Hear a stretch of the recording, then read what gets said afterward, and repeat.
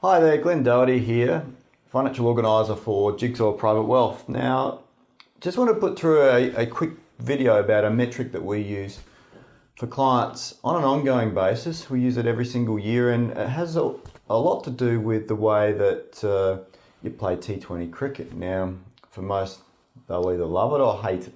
I love it. It's quick. It's a quick game. You go take your kids 2-3 hours, over and done with. My kids absolutely love it. The excitement's there and everything's happening in a very short space of time. But there's a metric that they use in T20 cricket. I think that we use it in our business anyway in relation to how we help our clients track their financial goals and exactly where they are in that particular journey. And I think it's something that's quite valuable for you to know about if you don't already know, that will help fast track your way towards your financial goals, or alternatively help you get clarity around exactly what you need to do. And it's all around the required run rate. So as we know, T20 cricket, you've got the first team that goes out and bats, they set the score. The second team comes in, and the minute that they start their innings, they know what the required run rate is. So let's say, for instance, 8 runs and over. So at the end of the first over, they'll review the amount of runs that they still need to get, the run rate they still need to achieve for the next 19 overs. And let's say, for instance, they've got 12 runs in the first over, they've had a really good period of time in the batting, then they may not have to take as many risks down the track, or they may continue to keep going. But the key thing here is knowing exactly what that run rate is at all times and reviewing it at the end of every single over until they've finally got the runs. So I think it's a very simple concept, but I think it's something that is highly valuable that will help fast track your way to achieve your financial goals, whatever they may be.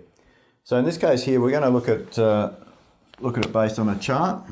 So here we've got the amount of dollars that are required, and in this case, I'm going to look at someone who, given that T20 cricket is 20 overs, that's got 20 years to save until retirement. So let's say here they're currently 45, and at the end of 20 years, 65.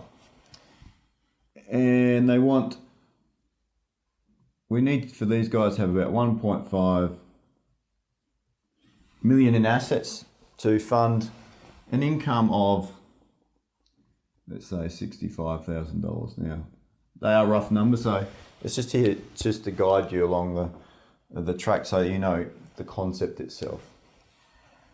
So at 45, we look here and we go, okay, this is over, let's say this is over 1 here, over 5, 10, 15, and then finally we've got 20.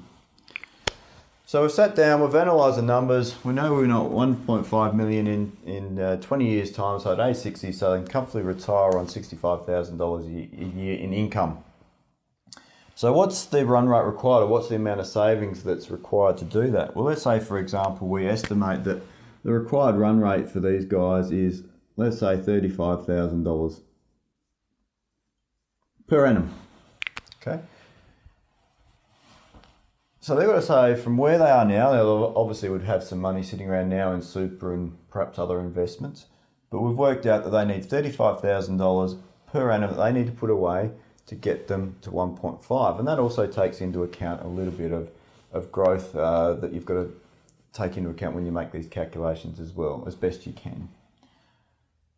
So now we know a couple of things. We know the outcome that this person's looking for. We also know the amount that needs to be saved every year, so let's call that the required run rate. And we know we've got 20 years to make that happen. So what happens is we start that journey and we get to the first year, so the end of the first year here, and we've sort of, we're bang right on target for that. So we'd continue to review the situation again, see what the capacity is to save, and go, well, okay, no, we're still capable of doing the $35,000 a year. There's no reason to change that, so you continue on your merry way. But what may happen is you go up and down, but you might find we've got a bit of a dip that happens, let's say it's year 7, for instance. So we're sitting down again, analysing, okay, what needs to happen between here and here to get that number? What's the required run rate at this point in time? yeah, at this point in time.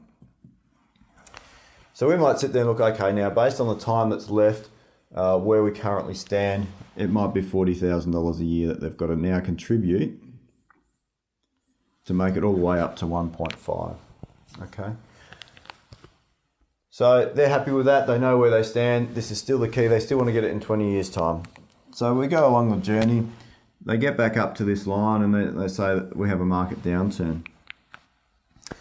At this point in time, market downturns are obviously a difficult one because we know they will recover at some point in time. We just don't know when. But we can make a number of decisions here. What is the required run rate to get us back up to that in time for 20 years' time? The other alternative we've got was can extend the period. Or at that point in time, if the capacity is there, look at what the new run rate is. So we might need to be a bit more aggressive at that point in time. So instead of the $40,000, we might say here that, well, to get us back up there, we're going to need $50,000 a year. That will get us back up there and with some reasonable growth as well. Now, at this point, it's just an example just to give you the key concepts. It may be very different, but just explains that I think you've got to know really what the required run rate is for you. It's your own game, it's no one else's.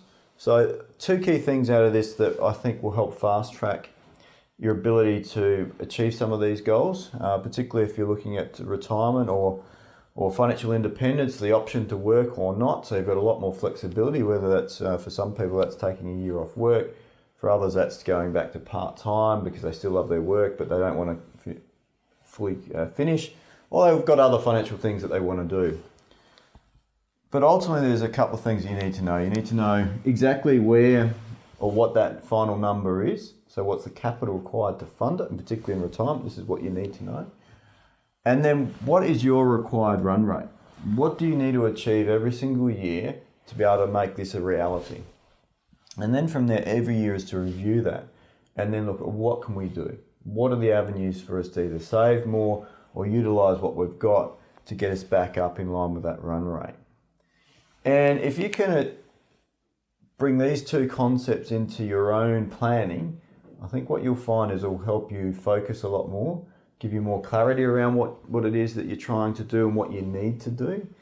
And also, you'll know your run rate. You'll know what you have to actually do from year to year to get you from where you are now to where you want to go. Now, I know that's using a cricket terminology and gameplay to explain that, but I think it's a highly valuable tactic and metric to use, and we use it for all of our clients internally to help them move forward a lot quicker so that they know where they're at any point in that journey. Anyway, I hope that's been useful.